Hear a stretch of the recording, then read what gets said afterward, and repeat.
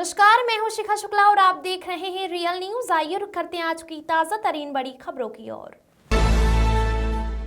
UP के फतेहपुर जिले के हथगांव ब्लॉक के सरौली गांव में बाबा बेनी माधव इंटर कॉलेज के वार्षिक समारोह में शामिल होने पहुंचे यूपी विधानसभा के नेता प्रतिपक्ष माता प्रसाद पांडे का जहां सपाइयों ने जोरदार स्वागत किया, वहीं मीडिया से रूबरू होते हुए नेता प्रतिपक्ष माता प्रसाद पांडे ने बीजेपी पर हमलावर करते हुए दिया बड़ा बयान। कहा, भाजपा घरों में मंदिर खोज रही है।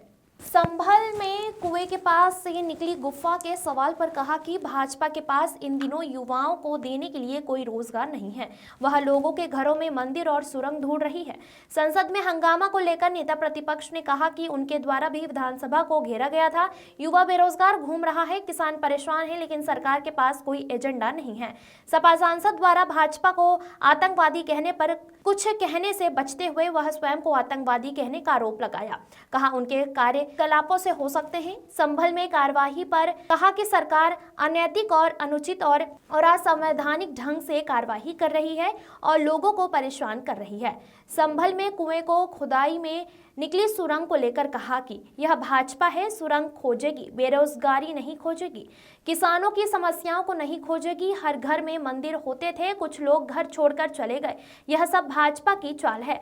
भाईचारा मिटाकर अधराई बाग की तरह होकर खत्म करना चाहती है। यूसीसी कानून को लेकर समर्थन पर कहा कि संविधान ने सबको धार्मिक स्वतंत्रता का अधिकार दिया है। हिंदू और मुस्लिम महिलाएं एक दूसरे को नुकसान तो नहीं पहुंचा रही हैं। सामाजिक समरसता को खत्म करने के लिए इस तरह की बातें की जा रही है। किसानों को एमएसपी की गारंटी नहीं देते हैं, बनाए हुए केंद्रों में उनको लाभ नहीं मिल पाता है, इससे सरकार में किसान परेशान हैं। पारुल सिंह की रिपोर्ट। इन दिनों राहुल गांधी ने वहां पे सांसद को, बीजेपी सांसद को धक्का दिया, जिससे 2 सांसद घायल हो गए। संसद में इन दिनों हम तो संसद में स्वयं थे और भारतीय जनता पार्टी झूठ पर आधारित पार्टी है। झूठ बोल करके इस देश में सामाजिक विषमता, आर्थिक विषमता लगातार बढ़ा रही है। भारतीय जनता पार्टी का, जैसे आदरणीय पांडे जी ने कहा कि बेरोजगारी पर ध्यान नहीं है। आज हमारे देश का सबसे ज़्यादा युवा बेरोजगार है। भारतीय जनता पार्टी का किसानों पर ध्यान नहीं है। आज धान की खरीद, इसी जिले में धान की खरीद नहीं हो रही है। धान का जो लागत मूल्य वो भी नहीं मिल रहा। बात ड्योढ़े की हो रही है, बात स्वामीनाथन आयोग की रिपोर्ट लागू करने की बात हो रही है। लेकिन जैसा पांडे जी ने कहा कि मिनिमम सपोर्ट प्राइस, कम से कम मूल्य जब निर्धारित सरकार करती है, उस कम से कम मूल्य निर्धारण की भी गारंटी नहीं देती है। ये भारतीय जनता पार्टी की दोहरी राजनीति है। भारतीय जनता पार्टी आज पूरे प्रदेश में नहीं, पूरे देश में सामाजिक ताना बाना पूरी तरीके से ध्वस्त करती जा रही है, जो इस देश के लिए गलत है। संसद में जिस तरीके से बाबा साहब भीमराव अंबेडकर का अपमान की बात को लेकर के इन दिनों सारी जितनी भी विपक्षी पार्टी है, चाहे सपा हो चाहे कांग्रेस हो, सभी लोग सड़क पर उतर करके उसमें आ गए कि अमित शाह इस्तीफा दें और वो माफ़ी मांगे। देखिए, भारतीय जनता पार्टी के जो गृह मंत्री महोदय ने जो कहा वो आप लोगों ने दिखाया है। क्या बाबा साहब भीमराव अंबेडकर के बारे में उन्होंने बात कहा? ये तो सरासर अपमान है।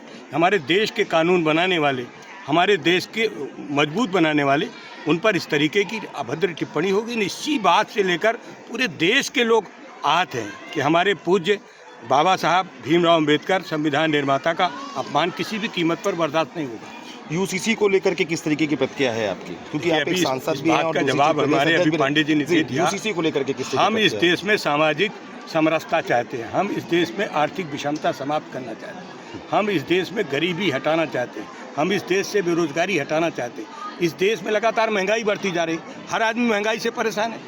महंगाई के कारण आज इतनी परेशानी है कि आप किसी इंसान से पूछो, हर आदमी परेशान है। यूसीसी लागू होना चाहिए कि नहीं? भारतीय जनता पार्टी कोई काम करना नहीं चाहती है। भारतीय जनता पार्टी सिर्फ जुमले फेंकती है और जुमला फेंक करके अपना उल्लू सीधा करते हैं। यूसीसी लागू होना चाहिए कि नहीं होना चाहिए? लोकसभा के अंदर जब ये बात आएगी उसका जवाब समाजवादी पार्टी देगी। बहुत संसद में और विधानसभा में इन दिनों बीजेपी का ये कहना है कि जिस तरीके से समाजवादी पार्टी के लोग आतंकवाद हैं और बहुत सारी चीज़ें हैं, तो उसमें किस तरीके की प्रतिक्रिया है? देखिए, ऐसा है, समाजवादी पार्टी चूँकि गरीबों के लिए और दलित, पिछड़े, शोषित, अल्पसंख्यक के लिए बात करती है, तो भाजपा जो पूंजीवादी पार्टी है उसको दिख रही ना, वो नहीं चाहती है कि उत्थान की बात समाजवादी पार्टी का। उस प्रतिशोध में हम लोगों को कभी आतंकवादी कह देते हैं, जबकि उनके यहाँ पूंजीवादी व्यवस्था में इन गरीबों के उत्थान की कोई बात नहीं। पर सपा सांसद द्वारा कहा गया है कि भाजपा के लोग आतंकवादी हैं, इसको कैसे देखते हैं? हम सपा सांसद तो हम सपा सांसद के द्वारा कहा जा रहा है। कौन सपा सांसद? बताओ अब आपके सांसद ही हैं जिन्होंने कल उसमें इस तरीके की चर्चा की कि भाजपा के लोग उसमें आतंकवादी हैं। अब देखिए, इसके बारे में हम नहीं कह सकते कि क्या है, वो क्या है, क्या नहीं है। वो तो आप उनके कार्यकलापों से देख सकते हैं, जान सकते हैं क्या।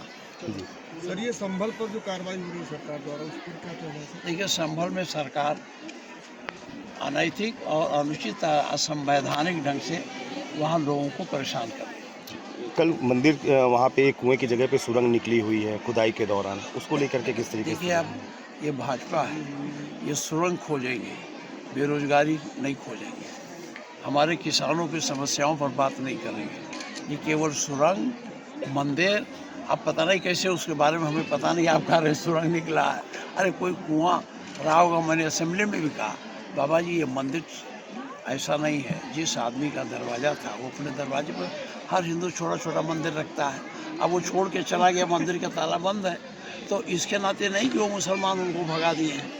ये सब सुरंग और ये सब भाजपा की ये जो भाईचारा है, उस भाईचारा को मिटा के अधनाईवाद की तरफ अपनी सरकार को ले जाने का प्रतीक है।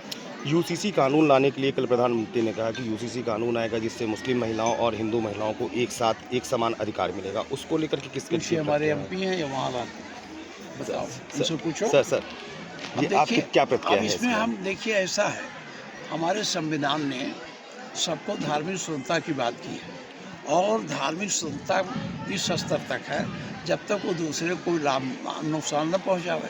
तो चाहे मुस्लिम महिलाएं हो, चाहे हिंदू महिलाएं हो, एक दूसरे को कोई नुकसान तो पहुंचा नहीं रही हैं। ये केवल और केवल सामाजिक विषमता, सामाजिक समरसता को ख़त्म करने के लिए इस तरह की बातें कर रहे हैं। अच्छा, इस तरीके से देखा जा रहा है कि इन दिनों किसान परेशान हैं, किसानों के लिए सरकार की जो यहाँ पे